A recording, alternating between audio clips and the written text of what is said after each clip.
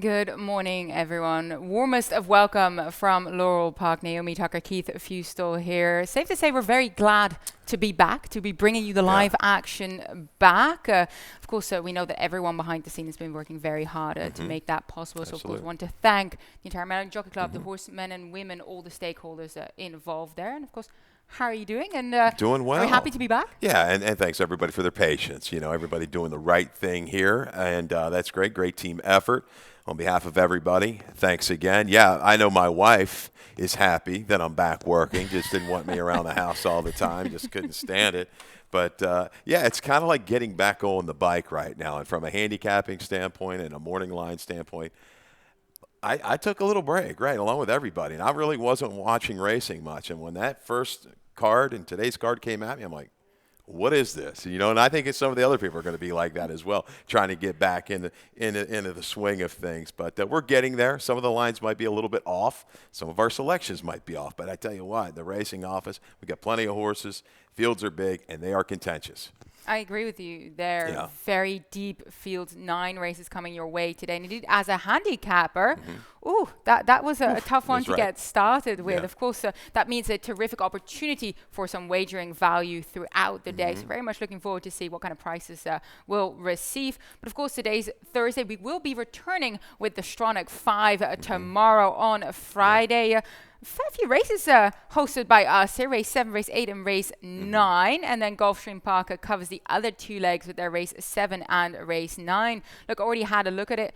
Not an easy sequence like we said before, but really enjoyable wager to get involved with. Absolutely. I mean, we've seen it time and time again. We reiterate it every Friday, every Thursday leading into the Stronach 5. It's a great value play. Yeah, you might have to invest a little bit more, but the payouts have been astronomical. They've been very generous regarding, I mean, you could have 3-4 favorites in there with one little semi-price horse and get yourself $1,200-$1,400. This is the way that bet has rolled along. Yeah, if you haven't gotten involved in it, please do so. Take a look, and you might be a little surprised of how things go along in that Stronach 5. Some great payouts. Agreed. Every week Yes. it has been a tremendous payout for the Pig 5, and you got to be in it to win it. So Yes. start having a look, see how our track is playing today. Of course, that is for all of us want to see if it carries the speed or how it will be going. Actually, there's the track right now. Yep. What are we making of it thus far? We know it's a little bit heavier than it was before in the best possible way. Very, safe racing service here that we've been looking for, but it will probably be a little bit different perhaps. It's going to be. And from a wagering standpoint, it can make you a little skittish maybe right off the bat. So you may take a little sit back and watch approach. But, go with the form. These horses are all coming back and kind of basically equal. Go with how this track maybe has a slight tendency to play.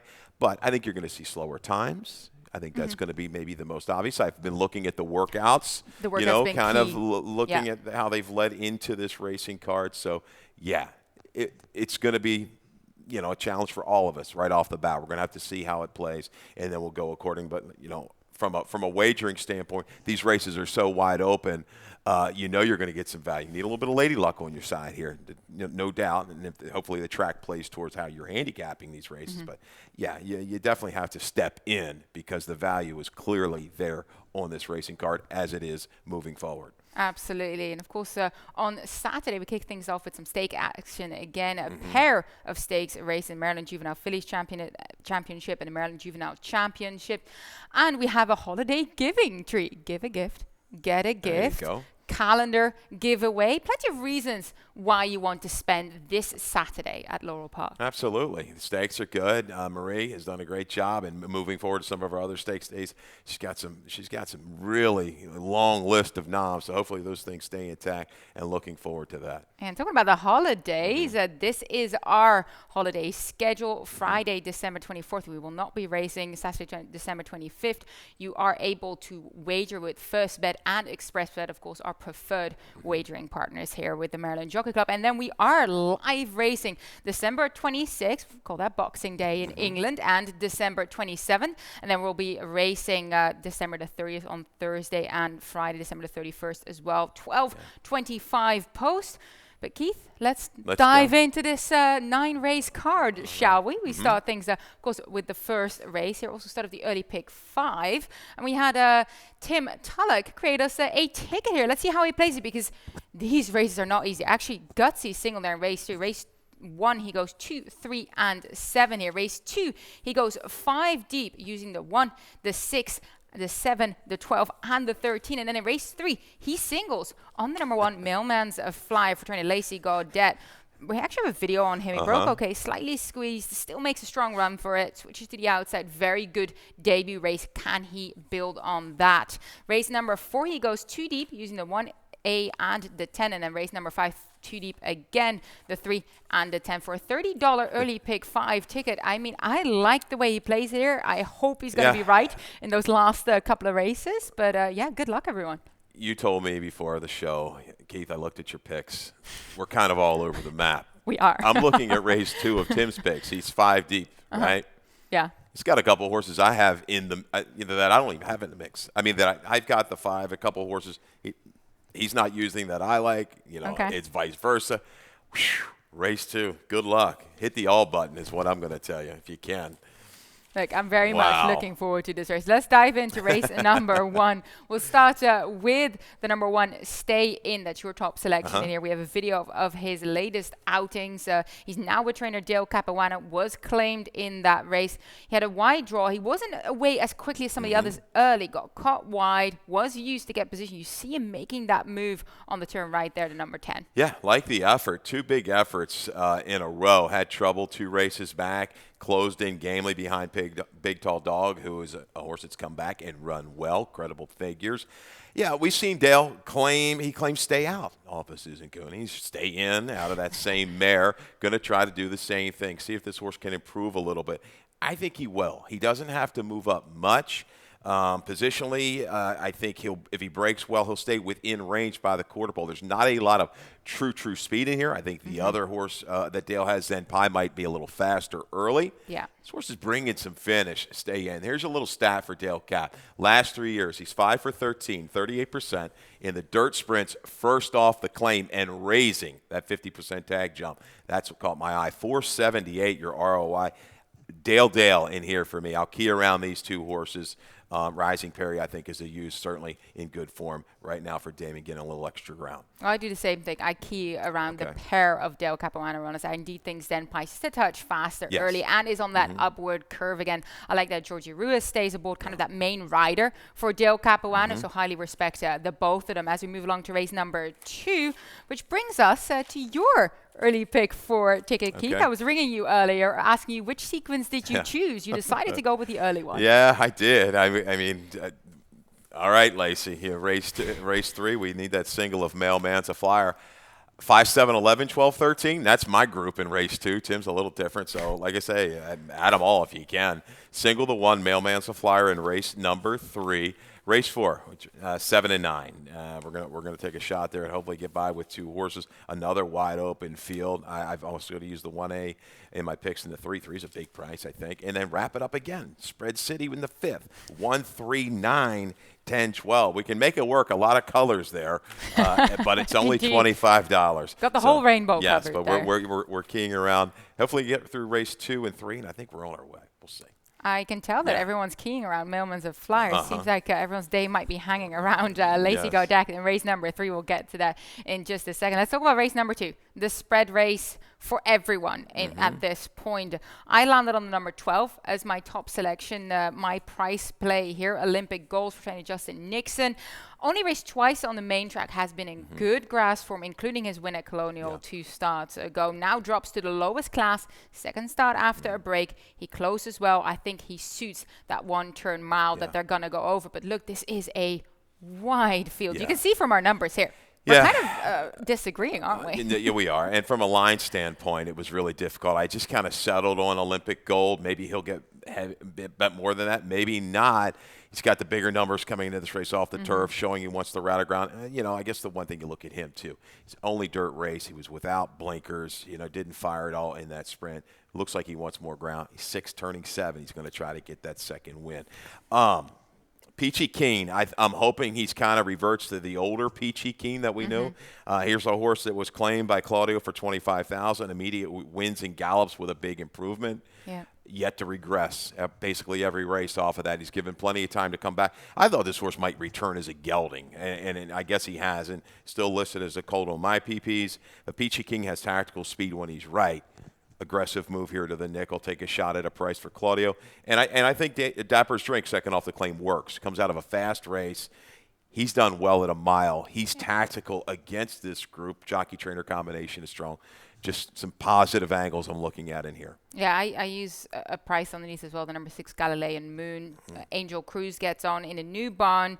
I think they're going to be aggressive for Charles Frock. We know they like to send their horses. We know they like to kind of try and get them in the midst of things. I think that could work for Galilean Move. Yep. Look, he does have to kind of reverse to 2 starts ago that former Delaware. I thought that was a good move, belated move that he moved in, that he made into it. But look, this is a wide open field. You start coming up with these cases that you make for horses, hoping that they're going to come up with the best race on the day. I'm hoping that Justin Nixon has got Olympic gold going in the right direction here. Both of us did land on the number 7 as well. Strolled on by, who drops back down to this nickel level. Has in the past been, very good at making up ground and really running into decent pace. So I think for Strolled on by, the key is, are they going to go fast enough here? Yeah, needs some pace. But he made a pretty good run last time. A sneaky run up the inside, just a flat late against better. The class drop, I think, should pick his head up. I think we agree too. We don't want to get beat by maybe the speed of the speed L equalizer to use from the outside. Yes. So he could shake off. What if he shakes loose and takes them all the way and nobody comes with a run? I had to kind of leave him into the mix because he does scare me on the front end. Yeah, well, let's talk about race number 3. Maiden claimers 40 to 32,000, 5.5 furlongs. The sprinting distance. We'll straight away start with a video on the rail horse, the number 1 Mailman's Flyer for trainer Lacey Gaudet. A runner who is going to be carrying the weight of your single, Tim's single. We see him starting out here. Not a bad break for him, to be honest. I didn't think he was slow away. Just got a little bit unlucky that he got sandwiched between some of the other runners. Yeah, you see the way the feet hit the ground. It looked like it was just a little bit awkward at the beginning. You see the jock raise up, and then he steadied ever so slightly, put himself in tight. But he got good position behind a really good horse here, asking for bounce. This is a horse that came in and would run prior numbers, I think, in the low 90s in New York. Had a couple subsequent, subpar races prior, but came back and got into pretty good form. Mailman's Flyer got into good position, showed that ability to move into the pace, angle out, and kept on very gamely to the wire. A cleaner break. He's not as fast, I don't think, as the 210X right to his outside, but with a good break, I think he'll draft in right behind the 2 horse around the turn. And he showed that he likes to make a move and he doesn't mind passing horses the way he was running at asking for a basket. Look, I tried to beat Mailman's Flyer because I think he's going to be a short price. He looks like the horse to beat on paper. I'm going with the number 210X based on the fact that we are going 5.5. He is the fastest, the speed of the speed on paper here. Look, 22-1 in the early quarter. He was used quite a lot in his last race. That was 6.5. I think this is just going to suit him much better. He's quick. Now, the one thing you have to take into consideration, we don't run the 6.5 distance a ton here. It is a longer run-up. Of all the sprints, it's like 85 feet. So you're going to see that opening quarter a little quicker for those with the 6.5 furlong races, but still, he looks to be the speed here. Romer was quick and eager to go last time, forces the issue. I like the 2 right back. It's a good percentage angle, second off of a layoff here. I think the real question mark horse, and you're using too, is a Van Hoofer, a horse that's taken play both starts, off since June. Really don't know what to make of it. Breeding-wise, I look, the mare won early, had a little speed, but didn't run great. But the way this horse took play and is reported a gelding is a user here for me.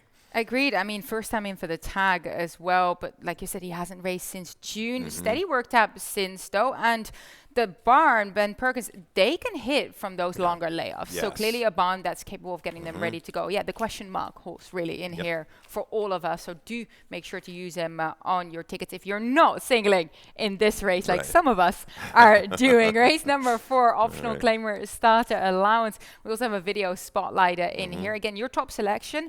But before that, we do have Callie's pick 6 ticket as well. Let's see how she plays it. And this is this sums me up. Like it's hard to find a single, especially in that later sequence. She goes three deep in here, 1, 2X, and the 9. And in race 5, she goes a little bit tighter there using the 1 and the 3. The 1, Cook Brothers, is her top selection in that spot. Race 6, she starts spreading in 2, 5, 6, and 9. Race 7, 4, 6, and 8 for her. And then in race 8, she goes a little bit tighter again in that first level allowance using the 3 and the 4. In that order are her top selection. Boss Logic, also my top pick there for trainer Dale Capuano. And then use the Claudio Gonzalez runner, Friendly Fella. And race number 9, 4, and 6 again. $57.60, very affordable for a day that most likely will be showcasing some bigger payouts here. So good ticket to get you going with. Lovely structure to follow. Maybe add a couple other horses if you wish, because this, competitive heats coming up here. Let's talk about race number 4 and the aforementioned number 9, Rippolino. I didn't get him, and I think that's key to how tough this race is here. Did look at that video and thought that he made a very, very sort of aggressive, eye-catching move there around the bend and just kept on grinding and churning. And I feel like looking at how perhaps the track might be playing, that's the kind of horse that's going to enjoy that kind of, good knee action, keeps on going. Yeah, if this track kind of starts playing a little bit differently and the horse is up front in labor, he's got the bottom definitely underneath of him. Made a strong move there, 4 and 5 wide, found out, turning for home. And just maybe the slightest of flattening out late. Rippolino second off the claim.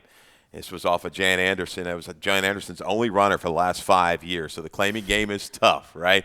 To get in, you lose your horse. Hopefully you can go find another one and be productive. It is very tough. Yeah, Rippolino got the job done, 3 races back. But when you're in the claiming game, I mean, that's the deal. I mean, the guys are gonna go hunting for horses for their owners. They want to win races. So yeah, that's the flip side of it. That's the tough side. But Kieran, second off the claim. With the dirt sprints, he's 15 for 48 with a positive ROI, strong ROI. I like that percentage. I love the flow of this race, how it's going to unfold in front of him. I think Rippolino comes firing from the back. Yeah, plenty of speed tied on. One of them is actually my top selection here for you, McMahon, the number 1A Algebraic. He's very good early, but I like the fact that he can also carry his speed. Yeah. He stretches out to the 7, but he has seen out the mile at Keeneland not too long ago. So if he can shake loose, he might be tough to catch. Now, that's, of course, a big if, because like I said, I feel like there are a couple of speedsters on his inside as well. So I like your pick. I had him on and off, ended up not using him. But look, I'm all about trying to see how the track is going to carry these front runners and who will run at my top selection here. Algebraic's a horse. He's a 6-time winner, right, in a condition for horses that are eligible for 3 in life. The change of barn, the move with 7/8, I still probably should have had this horse in this entry favored. He could be much lower than the 19. This is the one race that gave me fits trying to line. I don't know if I take any less than 3 on this horse when you're really breaking it down and looking how competitive this race, because I think a horse like the 8, he's orientate, could press him. He got in a lot of trouble early last time. Yep. He's got speed, and the horse on the far outside, Top Boss, could keep him occupied. So that being said, he's still a fighter. That's what I like about him. You commented on he carried it a mile down at Keeneland. Jackie is another user for Dale. Came back second off the claim. Didn't run quite as well, but he ran back kind of quick. And a little bigger break here might set him up for a good run from mid-pack.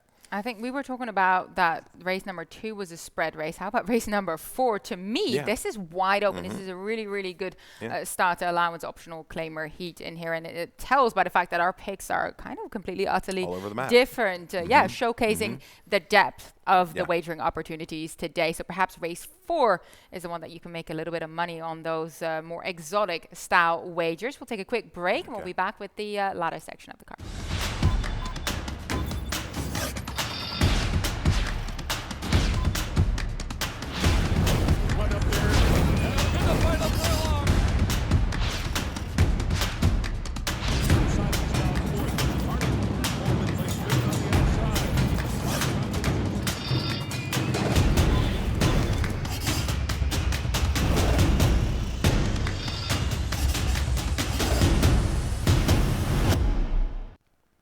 Welcome back to Laurel Park. So glad to have you with us as we return to live action today. Race number 5, 7 furlongs, the distance conditioned nickel claimer here.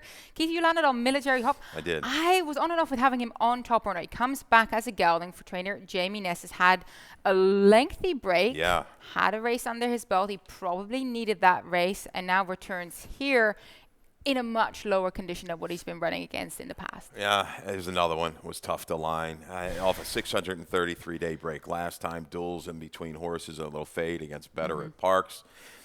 I got to think it was probably gelded. We've got him reported first gelding here. Is that what you have on your page? Yeah, I do too. You're seeing the date it was reported the 23rd, the next day. I think maybe he might have been gelded during that big break. I'll just take a shot. But here nor there, you're right. An aggressive move. Ness, the last year he's been good with the 50% drops. Overall, the last 3 years at Laurel, he's only 3 for 30. Oof. Yeah, so he's got it done his best work with his move. That's a stat the wrong way. Yeah. So if you're looking at the now's been all right because he's 2 for 5 the last year. So you're right. He's an all or nothing type for me. We'll throw him on top. I don't love the horse. I'm just taking a guess. He puts on Lopez, who they've had a great rate together, strike rate and good percentage. So I'll use him. I think Cook Brothers is the horse that might make the last run in here. He can steadily progress into it and eke out a victory. It wouldn't surprise me at all. So 3-1-10-9 for me. Yeah, Military Hub gelded report came in on November the 23rd. So, of course, a bit of a question mark that we probably we'll take whatever the gelded report says. That's what we're going by here. And then he would be a first-time gelding. Could possibly indicate a bit more focus, a bit more improvement there. I landed on point driven for trainer Eric Salzman Jr., JD Acosta on board gets back to an easier group here. Didn't look as strong against better in his last outing. But I just think that he's going to enjoy this level. He does come with a late rally, has that outside draw. I think he can slot in nicely. Yeah, I mean, there is some speed in here. He doesn't have like a big move to him. He's kind of a steady grinding type. I think he was just overmatched last time, but his numbers consistently in the lower 60s. What are you going to have to do to win this race?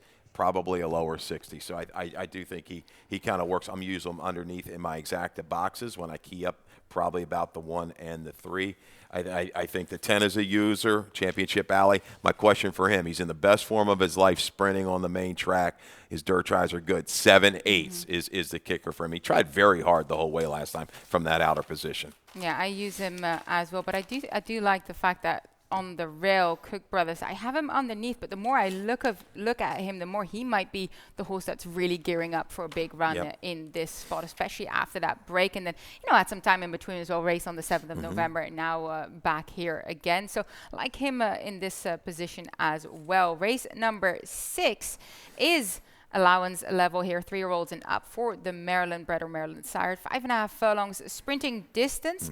And we also have a late pick 4 that I kickstarted in here. Let's see how I play it. And look, I was saying this before, deep fields, I found it tough to leave a couple of out, so I went 3 deep in here, 2, 6, and 8. Most interest here comes in Matitude for trainer Robbie Bills. Does step it up here, but I liked what he showed in his last outing. Race number 7, I go 3 deep again using the 6, the 9, and the 10. The 6 again being my my lucky number here behind the looks of it. Torch of Truth for trainer Michael Trombetta. No Galerio in here like before. Did it run against an informed bust off on the day, but I think Torch of Truth is cycling back up in this spot. And then in race number 8, 3 deep again, 3, 6, and 7. Very much like Boss Logic in there for trainer Dale Capuano. Part of a ferocious pace last time.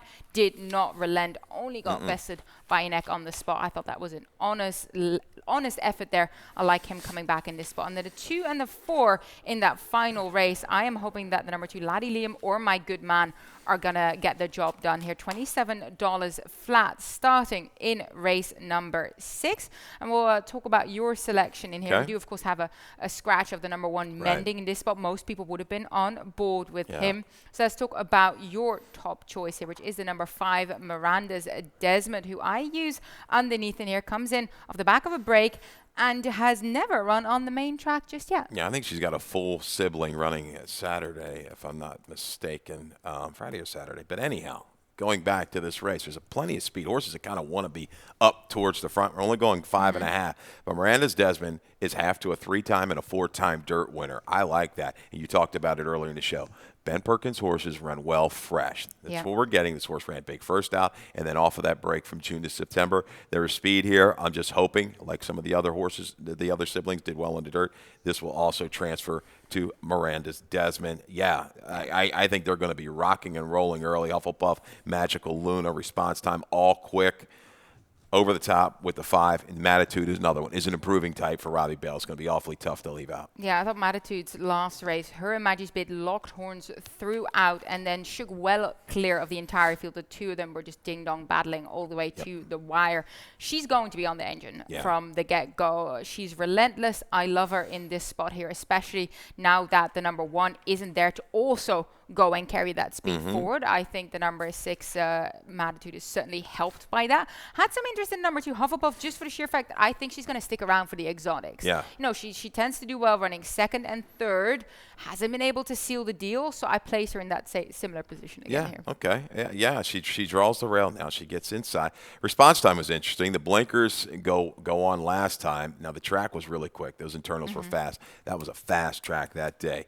Still held well against an okay horse, Mundala Joy. You go back. Best race might have been debut against Edie Meeny Miny Mo with that run from the back of the pack. This is a horse has the ability to sit and circle in here. I'll use with Hammy. And Special Freedom. Maybe a touch below, facing a little tougher off the maiden, but is definitely on the improve, and I think she can make a move from just off of it. Like it. Race number 7, 3 other than optional claimer, 1 mile the distance there. Look, Keys, this is the first time that we actually have the same horse on top. I do believe this. Just a quick glance over our selections. Both of us like Torch of Truth in here for trainer Michael Trombetta. Like I said earlier, he's my top pick because there's no Galerio to run against here. Bustov was in terrific form on the day, but I feel like Torch of Truth is moving back in that right direction. Made a good little move in the Maryland Million Classic. I thought that was a good race, and I think the mile is ideal for him getting back to like that 1 turn. Agreed. I like him at the mile. I think that's key. I thought he rode the better part of the racetrack on the 23rd of October, just didn't quite finish. Out to a mile and 16th last time, 3 and 4 wide into that, just a little flattening. But, man, he should draft into a beautiful, beautiful trip at the mile. It looks like his figures are kind of back to when he was in his best form. Sits and saves ground, and I think matriculates up to him. I think he can grind it out from the 3/16 pole home. Yeah, and you use Bustov in your exact. I didn't get to him because, there's my reasoning here. He likes to be forwardly placed. He does his best running when he's just off it or on the lead. There is a lot of pace signed on in here. I just wonder if that's going to work against him. It could. Marquez had a couple choices. He goes here. Obviously, he rode Galerio, and Galerio scratched. But anyhow, I got to give a pass. First off, I didn't know why he didn't get bet at all. He got 0 play in the Richard Small off of 2 big races. That field wasn't anything much stronger than what he'd been running against. So that was odd to me. But the fact that Marquez stays, go back if you can. We'll throw a line through that race. But if you can, he sat pretty well 2 races back and made a move. He likes the mile. He works there. Another horse that loves the mile is Bobby G, who scored at a big price off of that lengthy layoff. But Bobby G, 6 for 16 at the mile, 4 seconds in a third. There's going to be flow in here. They're going to be going, okay. He runs again. He may not bring that sharp run that he did, but I hate to leave him out with the way this horse loves the mile at Laurel. So my 2 horses I use underneath, McCain, the number 10, and Crochelli, the number 9, both based on the fact that there's going to be a great pace flow and setup for these type of sort of closer mid-pack horses to run into. And McCain, look, he actually has the pace. He's flexible. He can move forward if he needs to. But if they're going fast, he's the type of horse that can just draft back and then come with that little move. I think he's doing pretty decently here for trainer Hamilton Smith. I think he's just going to lay away from it and perhaps draft in that perfect kind of position to make that late move. So I'm banking on that pace developing in front here. And I think you've picked out a horse that looks like it might slip through the cracks. It was, 9-2 last time in that range? And you're going to get a better price today. So the value is going to be there for McCain. Yeah, race number 8, first level allowance here for 3-year-olds and up. Mile and 1/8, 2 turns at the distance here. And we do have a video of those that we both use underneath the number 6 up against it here. And look, he sat in the garden spot on the rail. It looked like a perfect spot, right? Until we actually already missed one of the trouble spots he got in. He was trying to get out, but gets squeezed and steadied back in. And then again here has to move out.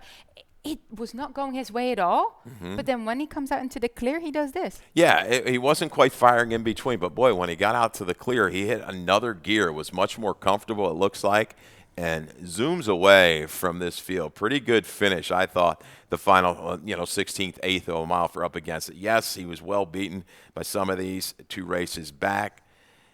But you know what? He's cycling in the right direction. He pairs up close to that 77. He wins the state bred allowance. This is a tougher group, but I'll use him into the mix as you know, a shot at value. I think he's going to be 6-8 to 1 when it's all said and done. Boss Logic, we like. He ran game last time, but man, he was sent hard, and the way he dug in, I didn't think he was going to be able to keep going. You used a great term, relentless. He didn't want to relent till very late. He's a player, draws inside with the best speed. Takes him a while, but a horse like Big Venezuela, friendly fella, they could join him, say, at the quarter pole, and that kind of sets things up maybe for a price and up against it. Yeah, well, at Boss Logic, I think he's the kind of, when we're talking about cheap speed horses that go to the front and back up, he's the opposite of that. He goes to the front and he continues to eyeball the other horse. Look, 45 and 4. For the first half, he was gunning for it, and Big Venezuela actually had a better position than him. He just sat off it and then joined him, but Boss Logic was able to put him away there. I love him in this spot. But actually, let's talk about a horse that I have a lot of time for. Royal Number, the number 7, trainer Michael Trombetta. I think this is the spot for him here. If you look at what they've been doing with him, right? Had a break, comes back over 5.5. They wanted to get a race into him. Then comes back over to mile. That's much more like it, much more his distance. Encounters trouble, gets back up again here, does well in his last race, only gets beaten by half a length into third. This is his distance in here. That 1.125. He's an out-and-out grind. He ran he ran well over this distance before. I think this could set up for him, and perhaps because hasn't been as attractive in terms of some of his buyer figures. He might be the one that you can actually get at a little bit of a price. And I was about to mention he ran well in the Federico Tessio at Pimlico over 1.125. I like this runner a lot. And you won't see because he's got the blinkers on, but he's got beautiful wide facial markings as well. Really stunning looking horse. So if you're out by the paddock, do go and check him out. I'm just mad at him a little bit. I've been chasing him, and he hasn't gotten it done for me. But Boss Lodge, I guess the one thing we got to look at with him too, and I've got the note here, he doesn't necessarily need the lead. He's shown the ability to come from just off of it. And now third race off of that break, he should be as fit as he's ever going to be, and he could come back and run his top. And if somebody else decides to go, so be it. He has the ability, I think, to sit and move into it. Final race, Sarah. Race number 9, claiming 8,000 to 6,000. Mount 16, the distance, Keith, you landed on the number 4. My good man, dropping back down for trainer Del Capuano, also was claimed by him in that last race. Look, he left himself with a mountain of work to do in that occasion. Yeah. He does not have much speed at all. And this is a group, hopefully he can kind of keep within range by the time they lead to 3/8. If he's back 10, 12 lengths at that point, like last time, I don't think he's going to be able to grind and get it up. Yeah, he's consistently kind of run his race to be as quick as some of these. Little drop here, 12.5 to the 8, doesn't concern me terribly because he could have gone on the nickel. So I'll use him there. Hey, Laddie Liam, the road's going to go through Laddie Liam. I think he's going to go out there rolling. My Sacred Place is an improved horse, though, for Ricky Stillman. I did not see that coming last time. Moves up again as a horse that might offer a little bit of value there in your exotic. So, we'll see what the 4 does. Yeah, that will do it for the 9 races coming our way. Let's move on to lightning round.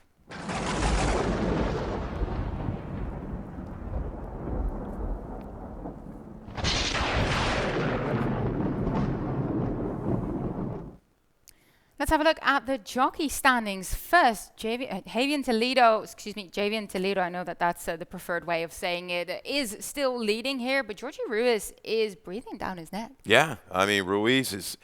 He is just kind of flowing under the radar. He is one of the better riders, I think, of just judging pace, getting horses to rate. He finds a trip. I mean, he's very good like that. He's not scared to save ground and put horses in position and be patient. I like that. So Ruiz trying to make a run here. Horacio, steady as she comes. But Toledo, it's his race to lose, as they would say. Yep. It seems to be. Let's look at the trainer standings as well. Claudio Gonzalez still in the lead, but you can see underneath Brittany Russell, Del Capuano steadily increasing their numbers as well. Yep, quantity, Claudio, kind of itch. Brittany's got a lot of horses in her barn now, too, as does Dale. Jerry Robb has been a mainstay, and Trombetta, he's kind of running more horses, it seems, over the last year, 2 years. His barn is steady. So, quality trainers all the way through. Yeah, you can't go wrong. And if you're like, an owner here, you're looking, you guys got like Kieran McGee, Mariette Blair, the list goes on and on. You don't want to leave anybody out, but plenty of capable trainers on this circuit if you're looking to get into the game. Yeah, absolutely. And then on Saturday, we have a pair of Maryland bred stakes races, the Maryland Juvenile Fillies Championship as well. Of course, the fillies, we see Jester Calls No Joy, a 2-year-old trained by Todd Pletcher, looking to get that first stakes victory on board. Has ran against some very tough runners in the Grade 1 Frisette behind Echo Zulu. Was definitely outclassed. They're looking for easier waters. And then the boys, of course, we're looking at Locomotive, who won the James F. Lewis last time out for John Salzman Jr. And of course, we're looking at a couple of others that are trying to get back into it. Coastal Mission, I think, still ran very well in that Maryland Million Nursery for Jeff Runco too. So good races coming up. Oh, absolutely. The juvenile, the boy, what a horse race. I think they added a few horses from prior a few weeks ago when it was supposed to run. That's a doozy of a race. It was another race really tough to line. You're going to give that. The favorite should be about 4-1 in there. Yeah, and then we're already highlighting it. The Stronach 5 starts with us tomorrow. Race number 7, leg A. We go to Gulfstream Park. Back with us for the next 2 legs. Finish things up at Gulfstream Park. Best bet across the nation. And we finish things up with the Maryland bred flag bearer, Nix Go, who will be making his final appearance in the Pegasus World Cup, trying to defend his Pegasus World Cup title before he moves on to TaylorMade, where he will be available for $13,000 under a stand and nurses contract. And look, he had his second workout since his Breeders' Cup Classic victory at Fairgrounds last Sunday in 49-4. Love horses that can just run fast and keep on going, and that's what this guy does. He runs them off their feet early, and he just keeps on going. So, yeah, great job there, St. Moore. I mean, phenomenal. Glendon right down the street from me, and really happy for everybody involved with Nix Go. He's been one of my favorite horses, no doubt, over the last couple of years, and transition into Brad Cox's barn, and just, man, it's really gone off the charts. Yeah, Breeders' Cup Mile winner, Breeders' Cup Classic victor. We saw Sabrina and Angie Moore, breeders of Nix Go here. Of course, super proud. And yeah, let's hope he goes out with a bang. Yeah, Sabrina and Angie Moore, they've done great work. I know they're still heavily involved. You were out there, right? I've never had a chance to get over there. But yeah, kudos to them. Great job. And you had never talked about what looked at his breeding, and we talked about it before. He was out of America. It was all kind of like turf sprints, Cosmo's buddy. Old horse that ran around here for a lot, and you just never know sometimes. They outrun that breeding, it looks like. Oh, he certainly has. Well, definitely one of my favorites here, and let's hope that he'll be able to get the job done in that final race before starting out his stallion career. That wraps up the morning show. Good luck to everyone playing with us today. Like we said, plenty of wagering opportunities coming your way. Good luck. Yeah, good luck, and get tied on, because you're going to need to be ready for this card.